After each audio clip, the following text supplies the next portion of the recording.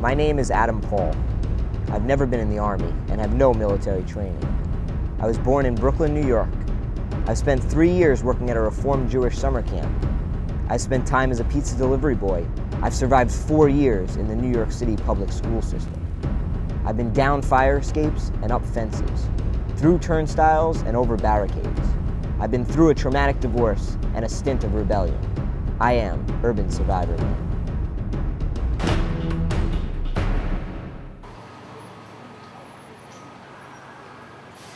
Well, we've made it to New York City. Amazing. Now as the light turns red, we cross cautiously, always staying to the right. Always to the right. We'll continue walking, as standing still can be one of the most dangerous things a New York City walker can do. 6th Avenue. I call it 6th Avenue Notice because Avenue of the Americas is a notoriously tourist thing to say. Back in 1972, a man named Frederick Nize was on 6th Avenue, called it Avenue of the Americas, and was immediately pickpocketed. This has been known to occur to about 60 to 70 tourists per year. It's very important to call this 6th Avenue. Hey, can I get one knish? The knish was brought over from Eastern Europe by Jewish immigrants. Horizontal slit and the mustard? Yep. Yeah. And has been adopted into a popular New York City street vendor menu item. We're eating for sustenance. The nourishment feels good. I think we could move on.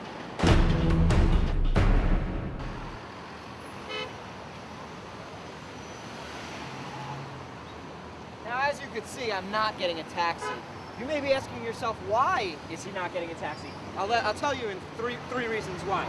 Firstly, I'm not being aggressive enough. It needs to be more of an aggressive stance. Secondly, if the lights are off, the taxi is not in service or it's occupied.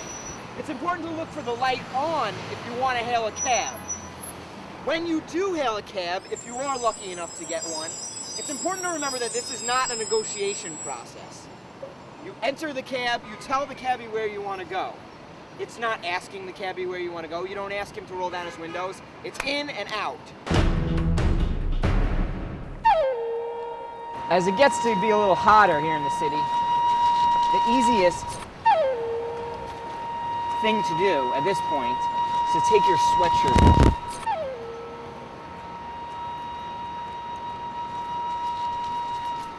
This will allow us to receive the maximum amount of air circulating around our bodies. Feeling a little bit better? I think the next step before we do anything is to try to think of where we'll get nourishment. And I think that the best place for nourishment will probably be inside my father's house.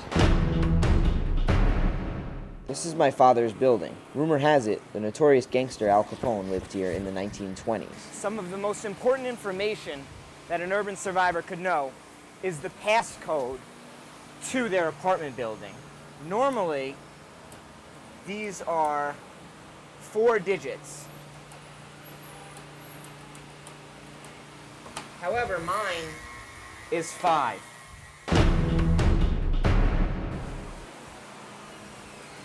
Things don't always work out as planned, and the number one rule for an urban survivor is always be able to adjust to circumstances that you have no control of. In this situation, unfortunately, these keys are not for my father's house. We'll have to find alternate means in.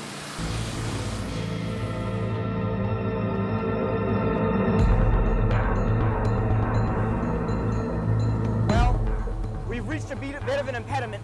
That's my father's apartment, but unfortunately he lives in a gated community with top-of-the-line security.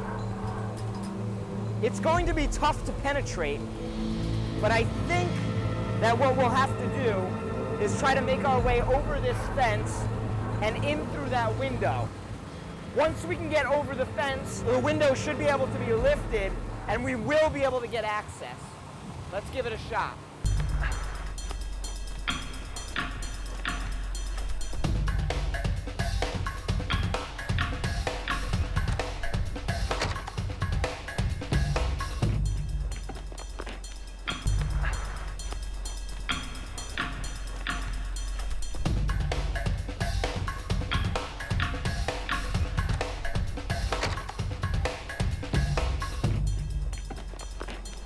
All right, we've made it into the house.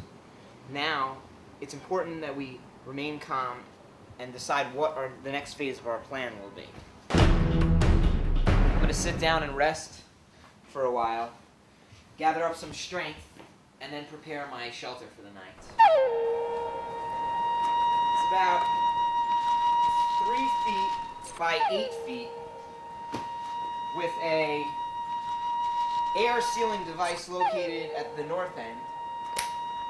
Now this air mattress operates with a small machine located at the base of the bed. What we're going to do is we're going to press the inflate button and give it about 20 to 30 seconds to inflate.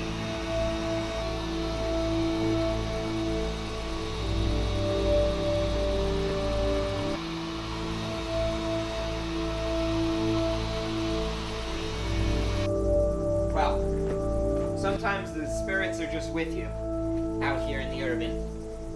And we were able to not only recover a blanket, but a fluffy pillow as well. It's sheer luck. You never know exactly what you're going to find back there. But today we happen to be very lucky. We found covers and a blanket. Should be a good night.